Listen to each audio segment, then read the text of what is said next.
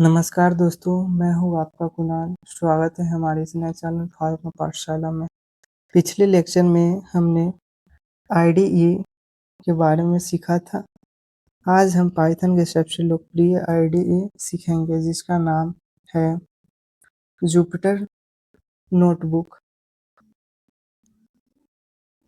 तो चलिए शुरू करते हैं। पॉपुलर आईडीईज है, सबसे पहला है Jupyter notebook, PyCharm, Visual Studio Code जिसे वीएस कोड कहते हैं। आज हम जुपिटर नोटबुक के बारे में पढ़ेंगे। चलिए चालू करते हैं। जुपिटर नोटबुक क्या है?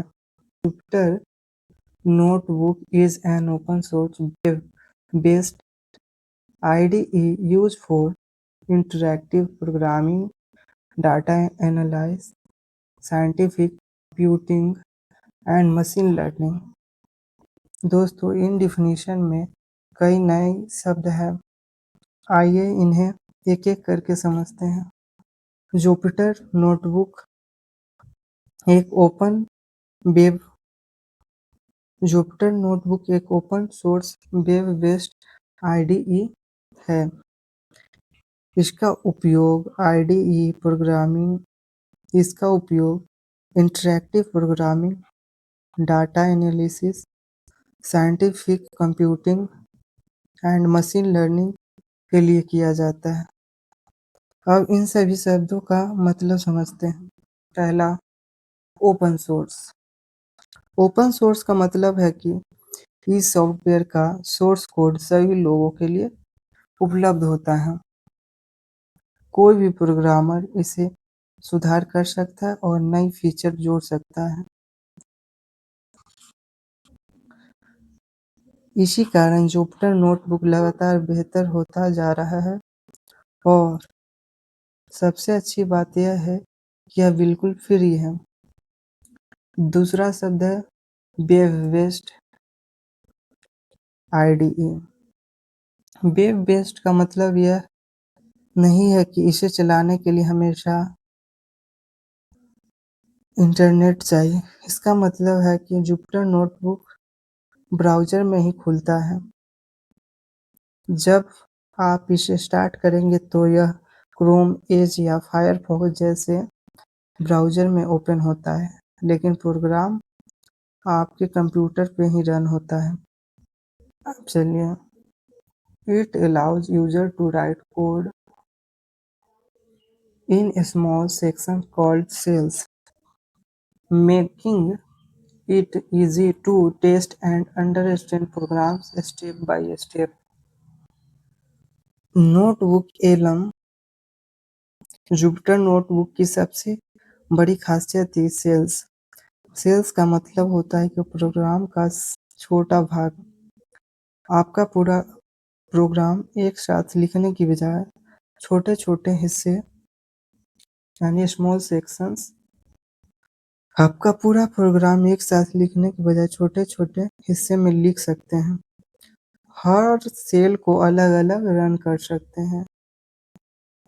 इससे प्रोग्रामिंग को समझना और गलतियां ढूंढना आसान हो जाता है। रियल एग्जाम्पल, मान लीजिए हमें दो नंबर जोड़ने हैं। हम एक सेल में लिखेंगे a is equal to 10, b is equal to 20। दूसरे सेल में लिखेंगे प्रिंट a प्लस b। तो केवल दूसरा सेल रन करेंगे तो आउटपुट आएगा 30। यही जुपिटर नोटबुक की सबसे बड़ी ताकत है। इसके फीचर्स के बारे में पढ़ते हैं। पहला फीचर है इंटरैक्टिव कोड एनवायरनमेंट। इसमें प्रोग्राम लिखते ही तुरंत रन कर सकते हैं और तुरंत आउटपुट देख सकते हैं। अब दूसरा है सेल बेस्ड एग्जीक्यूशन। इसका मतलब है पूरे प्रोग्राम की बजाय केवल जिस सेल को चाहे वही सेल रन कर सकते हैं। तीसरा है supports Python and many other language. हालांकि इसका सबसे अधिक उपयोग पाइथन के लिए होता है, लेकिन यह आर, जूलिया जैसे अन्य प्रोग्रामिंग लैंग्वेज को भी सपोर्ट करता है। Easy visualisation of data. अगर आपके पास बहुत सारे डाटा हैं तो जुपिटर नोटबुक उसे ग्राफ और चार्ट के रूप में दिखा सकता है। इससे डाटा को समझना आसान होता है। Support graphs, tables and images. इसमें केवल प्रोग्राम ही नहीं बल्कि ग्राफ, टेबल्स एंड इमेज और मैथमेटिकल फार्मूला भी दिखाए जा सकते हैं। Ideal for research and education. इसी कारण कॉलेज, यूनिवर्सिटी, रिसर्च लैब्स और डाटा साइंटिस्ट इसका सबसे अधिक उपयोग करते हैं। अब जुपिटर नोटबुक एलएम का एडवांटेज देखते हैं। इजी फॉर बिगिनर्स के लिए सीखना बहुत आसान है। एक्सीलेंट फॉर डाटा साइंस और मशीन लर्निंग के लिए सबसे लोकप्रिय टूल है। सपोर्ट मैथमेटिकल इक्वेशंस आसानी से लिख सकते हैं। इंटरैक्टिव आउटपुट तुरंत दिखाई देता है। इजी डॉक्यूमेंटेशन विथ मार्कडाउन की मदद से नोट्स भी लिख सकते हैं, यानी एक ही फाइल में थ्योरी और प्रैक्टिकल दोनों लिख सकते हैं। जुपिटर नोटबुक एलएम का डिसएडवांटेज देखते हैं। Not suitable for large software projects. Her software की कुछ सीमा होती है। जुपिटर नोटबुक छोटे प्रोग्राम और लर्निंग के लिए बहुत आसान है, लेकिन अगर आपको हजारों लाइन्स का बड़ा सॉफ्टवेयर बनाना है तो सबसे अच्छा विकल्प नहीं है। ऐसे प्रोजेक्ट्स के लिए पाइकार्न या वीएस कोड बेहतर रहते हैं।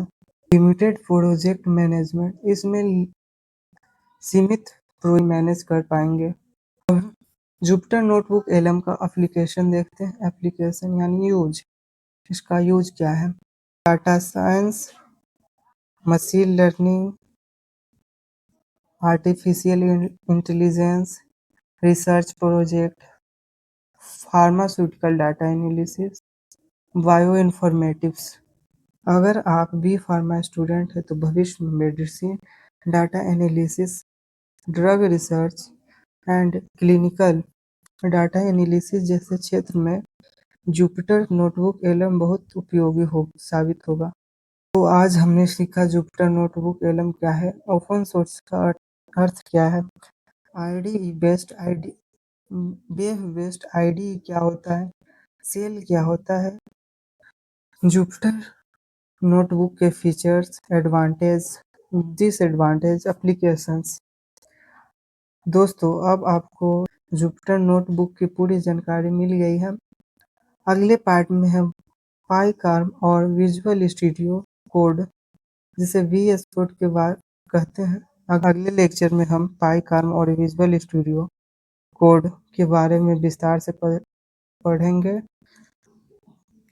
और जानेंगे कि प्रोफेशनल प्रोग्रामर इसे क्यों यूज करते हैं। अगर आपको यह वीडियो पसंद आया है तो लाइक करें, शेयर करें और फार्मा पाठशाला को सब्सक्राइब करना ना भूलें। धन्यवाद। मिलते हैं अगले लेक्चर में।